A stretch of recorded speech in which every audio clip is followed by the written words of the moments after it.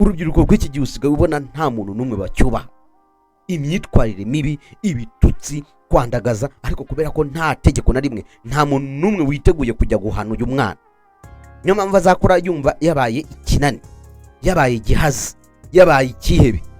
Uyu mwana utatangiye gukosorwa cyangwa se gucyahwa akiri muto, muri kuvuga ngo umubyeyi ntahane, ntacyaha umwana, umwarimu ntacyaha umunyeshuri, ndetse n'ibigo bishamikiye kuri minisiteri yaba Mineduc, REB ndetse na NESA ndetse n'ibindi byose, ndetse na minisiteri y'umuryango, mukwiye kwicara hamwe mugatekereza mukavuga ngo ese bano bana turi gushaka kurera, uyu mwana watangiye kwigira gutya, kwigira ikinani akiri umwana muto, yakazamuka ashaka gutegeka cyangwa se azamura umutwe, uyu muntu azavamo umuntu ukomeye.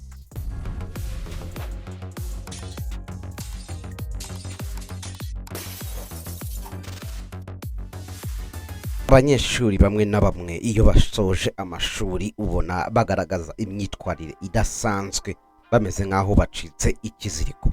Mwahisemo neza gukora subscribe kuri KGT TV Rwanda. Uyu munsi tugiye kuganira ku ngingo igira iti ese kubera icyo umunyeshuri warangije agaragaza imyitwarire idasanzwe, cyane cyane ari imyitwarire mibi, aho usanga bamwe na bamwe batuka, bandagaza, bagaragaza imico itari myiza. Mukomeze rero mukore subscribe kuri KGT TV Rwanda kugira ngo dukomeze kuganira ku bijyanye n'uburezi ndetse n'icyo ushaka ko twazaganiraho mu kiganiro cyacu gitaha.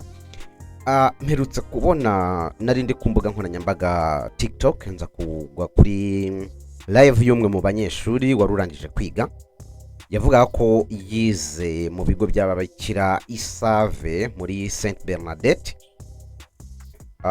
Ari kuvuga uburyo ki ubuyobozi bw'ishuri aburi kubandagaza, avuga ibintu bibi, katari abantu beza, katari biza kunkubita nanone ku bitekerezo, aho twagiye tubona abanyeshuri barangiza ka secondaire bakamera nk'aho barangije amashuri yabo muri rusange, cyangwa se batazigera bongera kwiga, aho wasangaga baca amakayi, bandagazanya, batukana, bakubita abarimu kubera ko ngo barangije, akaba ari umwanya mwiza kuri bo wo kwihimura kuba mwarimu cyangwa se umurezi runaka aragize, aho agucyaha ntubyishimire, uwo munsi ukaba ari wo munsi wo kuba wakihimura.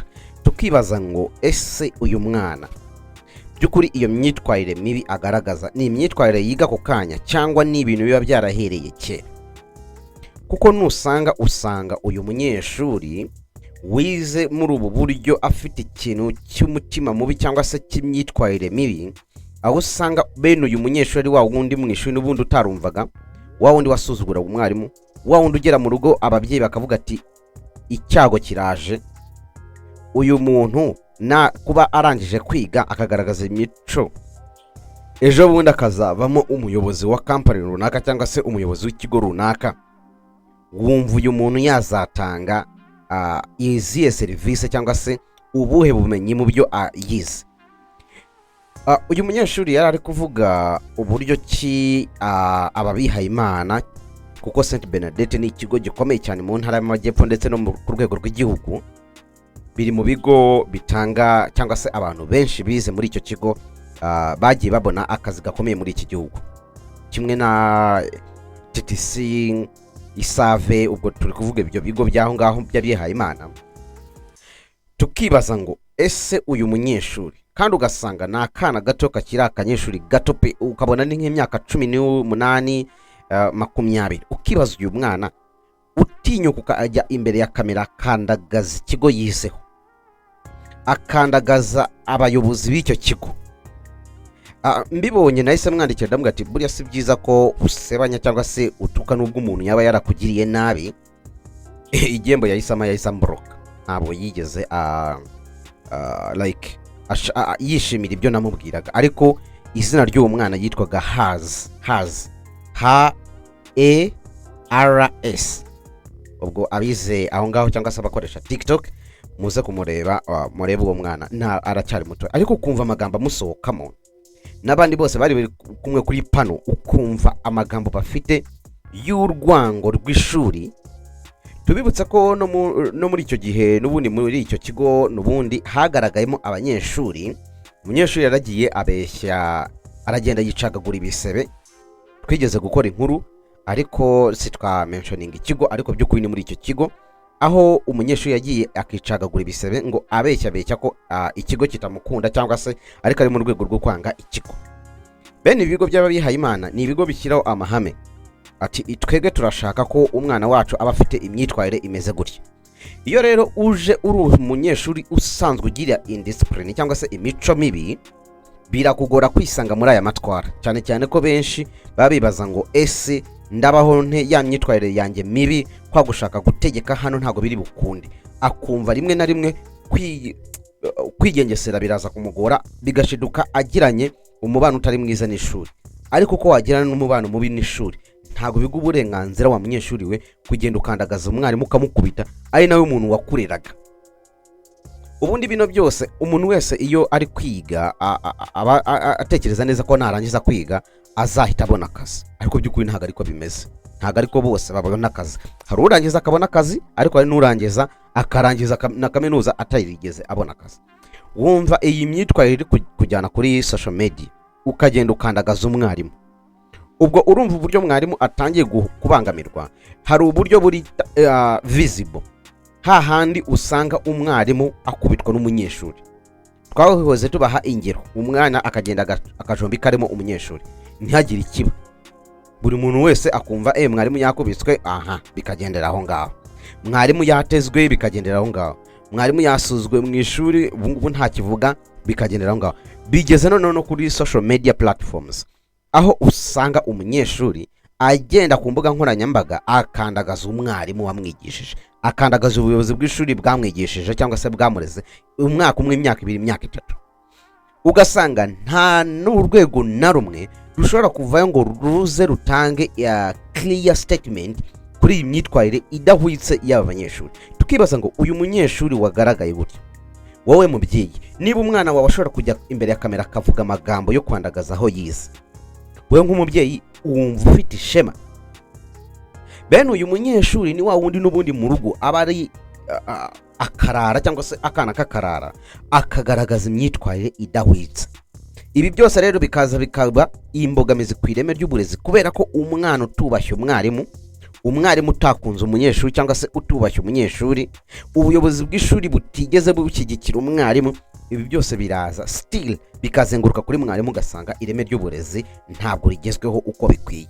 Imyitwarire mibi y'aba banyeshuri bari gusohoka hanze, ugasanga mu mutwe nta capacity ihambaye bafite, bagiye kurenza bano bantu basohotse hanze, ariko ugasanga imyitwarire ndetse n'amagambo bari kugenda basohora, ukibaza ngo uyu munyeshuri azavamo iki ejo n'ejo bundi.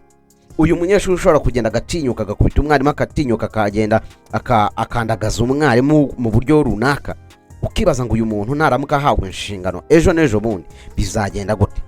Ariko ugasanga nta rwego na rumwe ruhari rwo kuza gutanga umucyo kuri ibi bintu, ngo nibura bagira ikintu babiganiraho, bavuga ati umwana uzajya ugaragaza iyi myitwarire. Hari imyitwarire ubundi idakwiriye. Hari ibihugu bimwe na bimwe usanga kugira ngo ujye kuri social media hari amagambo, hari ibiganiro bitemewe, nkuko kuri TikTok ntabwo ushobora kujyanaho icupa rya byeri, bahita ba restrictinga video yawe cyangwa se live yawe. Ariko ugasanga umuntu ibitutsi biragenda ku mbuga nkoranyambaga, umuntu wese agaceceka ntagire ikintu na kimwe abivugaho. Ese wowe nk'umunyeshuri cyangwa se umwana, iyo wumva ishuri utarikunze, kwa kunda ababyeyi bacu batureze cyangwa se ababyeyi bawe bakureze, ari wowe muntu wo kwihitiramo buri kintu cyose, umwana w'ikigegera imyaka 15 16 abasha kuvuga ngo ngenda shaka igisingishaka, ndashaka kwiga hasi mashaka. Ababyeyi ukumva ngo nturi gushaka kubabaza umwana wawe akakanya, ariko ndakumenyesha ko niba wanze kubabaza umwana wawe uyu munsi, ejo n'ejo bundi uzababara, bitewe n'iyi myitwarire. N'ubona umwana wawe ashobora kujya ku mbuga nkoranyambaga akandagaza, akiyandagaza, agatuka umuntu, kandi ubwo ari umukobwa, ejo bundi azavamo umumama, azavamo umubyeyi. Ukibaza nk'umugabo uzashaka uyu mukobwa watangiye gutukana ku mbuga nkoranyambaga, atuka abarimu, niba ashobora gutinyuka umwarimu wamwigishije imyaka 3 cyangwa se ubuyobozi bw'ishuri bwamwigishije imyaka 3, urumva umugabo we azamutinya?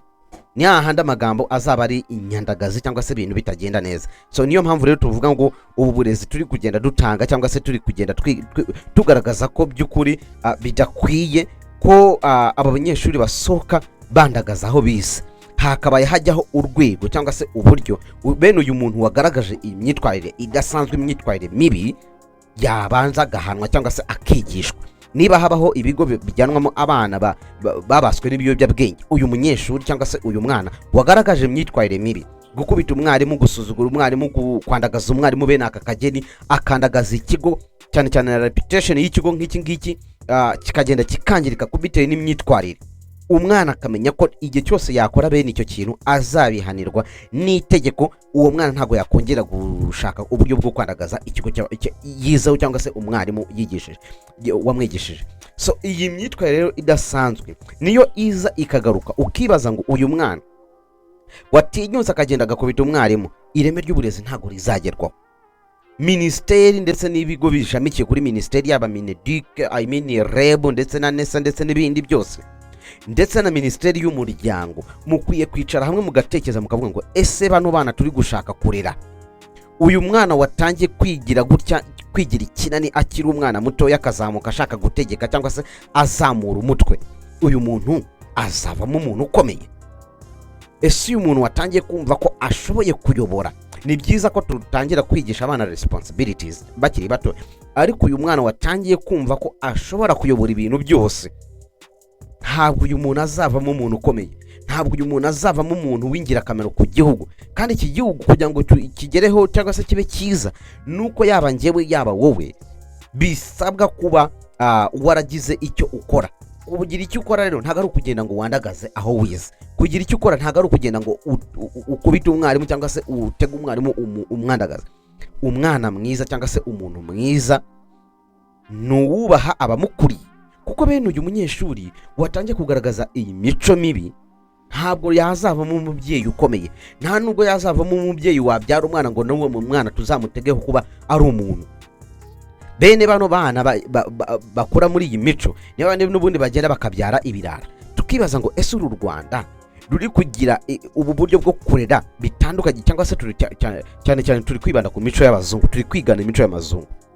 Aba bazungu uko baje kutwanduza ibintu bitari byiza, minisiteri, ibigo bya leta mushinzwe ibintu by'umuryango, mukwiye kwicara hasi mukareba iyi myitwarire idasanzwe y'uru rubyiruko, iyi myitwarire ituma umwarimu yandagazwa, mwarimu afite ibindi bibazo biri ku mutwe we, ageze kuba umushahara ahabwa udahagije, ageze kuba abayeho ubuzima butari bwiza, ageze kuba sometimes ubwo n'izindi ngaruka umwarimu agenda ahura nazo, hahandi usanga umwarimu avuka mu karere ka Nyagatare ariko agiye gukora mu ntara y'Amajyepfo, afite umuryango mu karere ka Muhanga. Uyu muntu ntago azigera yigisha afite ubushake cyangwa se afite morale.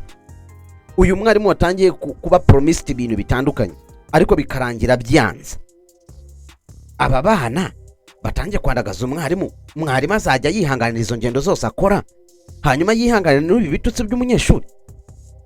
Iri shuri ryareza abantu haza arimo ba minisitiri, havudimo ba guverineri, kuki mudashobora kwicara hasi ngo muvuge ngo umwana uzajya kugaragaza imyitwarire idasanzwe, ibitutsi ku mbuga nkoranyambaga, uwo muntu nawe ahamagazwe, nk'uko hafatwa abana bakoze ibintu cyangwa se banyweye ibiyobyabwenge bakajyanwa mu kigo cy'ingororamuco. Aba bana nabo baba bakwiye kugenda bakagororwa.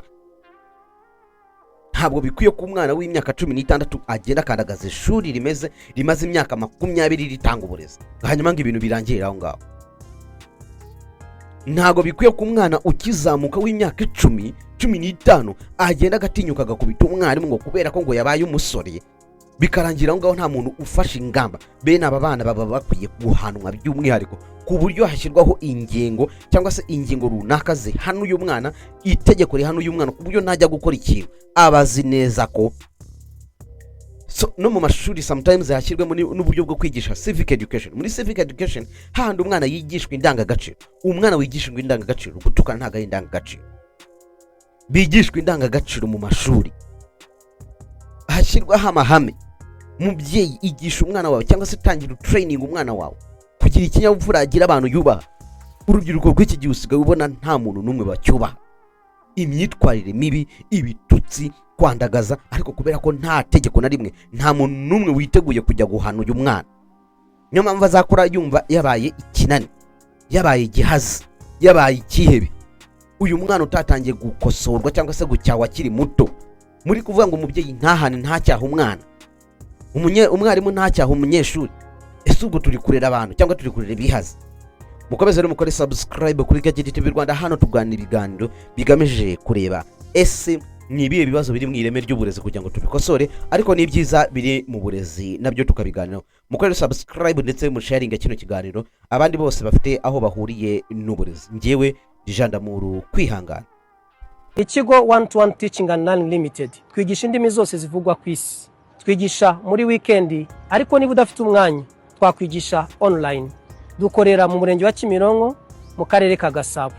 Duhamagare kuri 0781 81 30 62. 1-to-1 Teaching and Learning Limited, from learning to earning.